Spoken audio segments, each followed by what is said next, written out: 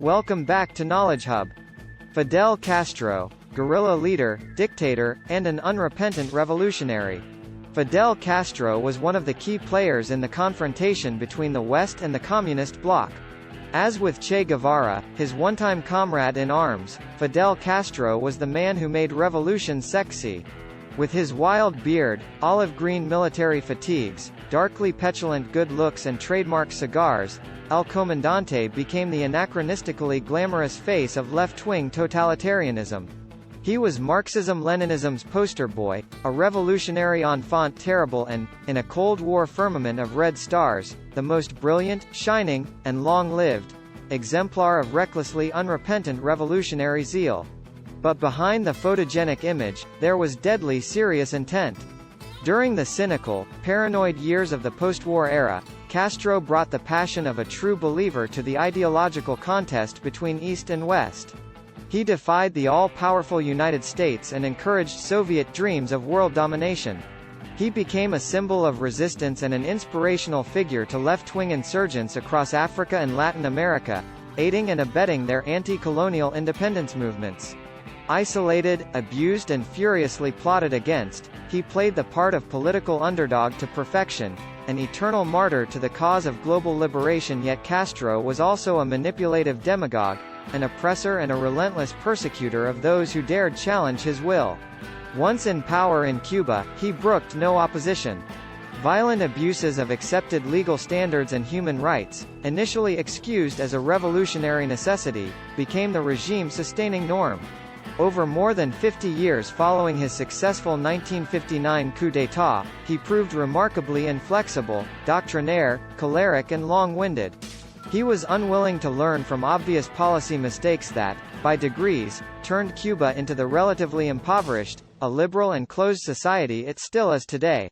Although there were significant achievements, notably in healthcare and education, Castro's idealistic brand of state socialism, anti-capitalist collectivism and emancipatory struggle ultimately foundered. Yet the triumph of the West's rival neoliberal, free market model may be short-lived, too. Castro survived just long enough to witness a dawning ultranationalist, materialist, post-ideological counter-revolution, personified by Donald Trump.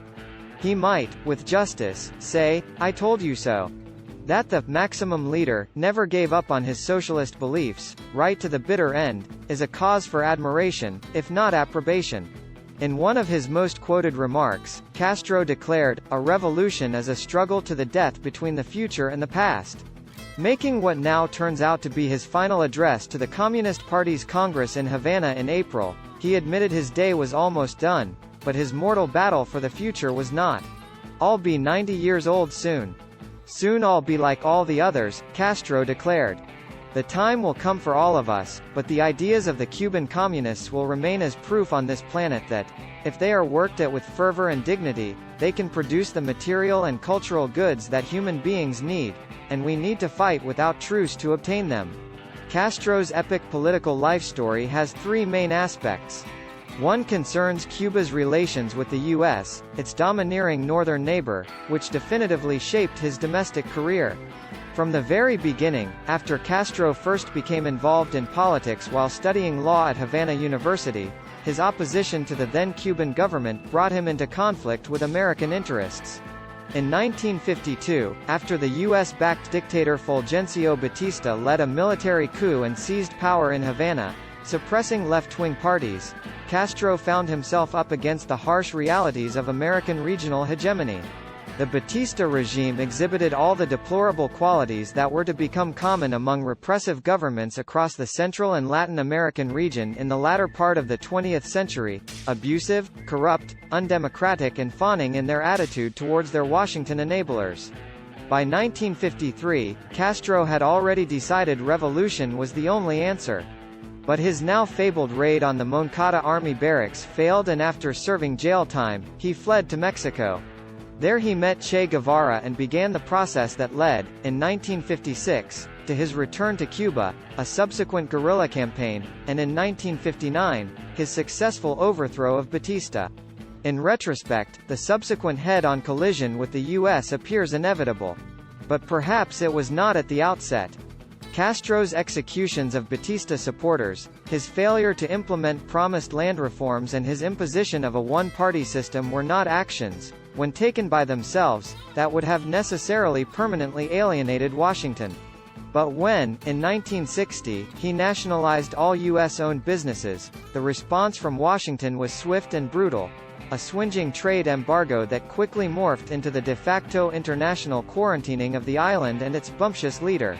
The infamous attempt to overthrow Castro, the U.S. financed and planned 1961 Bay of Pigs invasion by right-wing Cuban exiles, came soon after, and was followed, as was later learned, by a string of CIA assassination plots. At one point, even Castro's cigars were targeted, the idea being to make them blow up in his face. These failures were embarrassing, and yet rather than give Washington pause they served to intensify the U.S. vendetta against Castro's revolution. The grudge was pursued with varying degrees of energy in the ensuing decades, stoked in the period before the 1989 collapse of the Berlin Wall by Havana's close ties to Moscow. After the Soviet Union's implosion, the large numbers of Cuban boatpeople heading for Florida, seeking economic safe haven, posed a different type of humanitarian problem. But still the enmity for Castro persisted. Partly it was ideological. U.S. Republicans in particular could not bear the effrontery implicit in having a communist-run entity on their doorstep. Partly it was politics. The generally conservative Cuban-American vote centered on Miami has become an important factor in political life, as dramatically demonstrated when Al Gore narrowly lost Florida to George W. Bush in 2000, an outcome that swung the presidential election. Partly it was personal. Unable to break their destructive grip on his country, yet still vibrantly unassassinated, Castro regularly taunted America's leaders. Even when, in 2014, Barack Obama finally took the plunge and, admitting that ostracism and isolation were not working, moved to reopen diplomatic relations and ease aspects of the embargo, Castro remained deeply suspicious. He questioned Obama's sincerity and honeyed words. He mocked him as Brother Obama. And he vowed that, a ruthless blockade that has now lasted for almost 60 years, and half a century of U.S. aggression, including the 1976 bombing of a Cuban airliner by anti-Castro exiles that killed 73 people, could not be forgotten. Not forgotten by Castro, at least, nor by some others among his revolutionary generation, for whom the old wounds have never entirely healed. The U.S. under Obama had changed. Castro had not. It will never be known whether, without the crushing effect of the U.S. embargo, the Cuban Revolution might eventually have flourished economically and liberalized politically.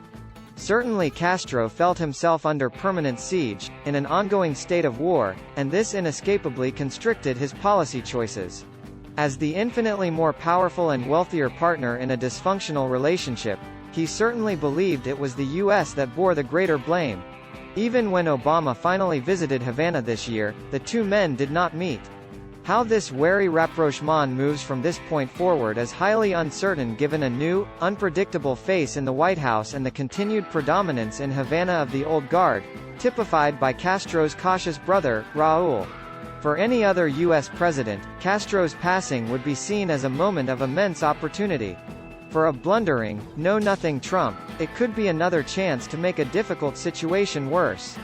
Castro's political life was also dominated to a significant degree by his relationship with America's principal Cold War adversary, the Soviet Union. He maintained at various times that U.S. actions drove him into Moscow's arms. But there was no denying his ideological attraction to the communist system that emerged in Russia and Eastern Europe after 1945 and which was soon challenging U.S. and British power across a developing world struggling to shrug off imperial and colonial shackles. Soviet leaders from Nikita Khrushchev onwards were not slow to exploit Castro's potential as a thorn in the side of their American rival.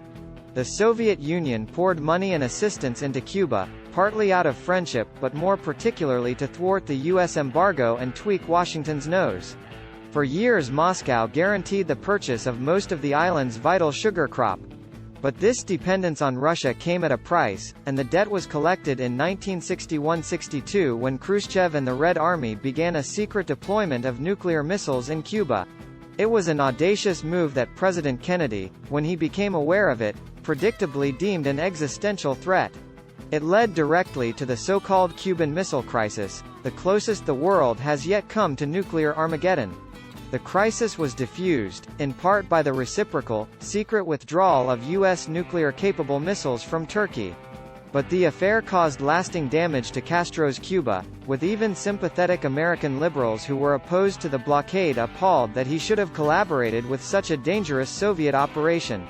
In Washington's official view, Cuba moved from regional problem to strategic threat, a skewed perception that continued to negatively influence attitudes even after Mikhail Gorbachev pulled the plug on the Cuban economy in the late 1990s and halted Russian assistance. This fear-filled view of Castro as international boogeyman was exacerbated by a third aspect of his political life story: his self-appointed role as a prime exporter of revolution, unbending champion of the oppressed and bold advocate for the countries of the developing world. Despite his ties to Moscow, Castro assumed a prominent role within the non-aligned movement. He espoused the cause of the African National Congress in South Africa in fighting apartheid and seeking to achieve majority rule, and became a close friend of the country's first black president, Nelson Mandela. His support was practical as well symbolic. Despite Cuba's severe economic problems, Castro sent many troops and civilians, notably doctors, to Angola and Mozambique to assist self-styled liberation forces that were also supported by Moscow.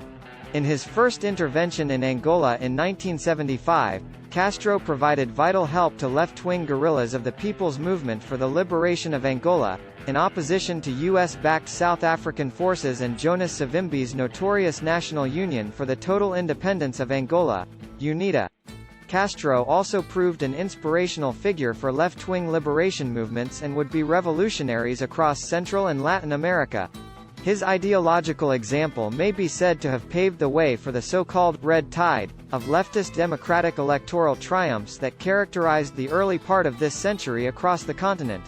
In 1980s Nicaragua, scene of an undeclared dirty war between the Contra rebels illegally backed by the Reagan administration and the Sandinista Front led by Daniel Ortega, and likewise in El Salvador and Panama, Castro helped provide a counterweight to American efforts, both direct and indirect, to prop up or install conservative, pro-Washington regimes. In his later years, even as he slipped out of public view, the story remained more or less the same. Hugo Chavez, author of the Bolivarian Revolution in Venezuela, like other left-wing leaders in Bolivia and Ecuador, found in Castro a role model whom he repaid with cheap oil and political support. When Chavez became ill, it was to Cuba that he turned for medical treatment, a remarkable testimony to what a poor country under extreme sanction by a superpower can achieve against all the odds. When Colombia's government sought to end its long-running conflict with left-wing FARC rebels, it was to Havana that it turned as a venue for peace talks. In a sense, Castro's entire life's work may be summed up in this way. Agree with his views or not, condone his methods or fiercely dispute them, he fought indefatigably against tremendous odds throughout his political life, and in so doing achieved an astonishing degree of influence across the globe. Maybe his legacy will stand the test of time, as he claimed at April's Congress, or maybe not. But for the most part, Castro, iconic hero of the left, was on the right side of history. Thank you for watching. If you enjoyed this video, please give it a thumbs up and don't forget to subscribe to our channel for more content like this.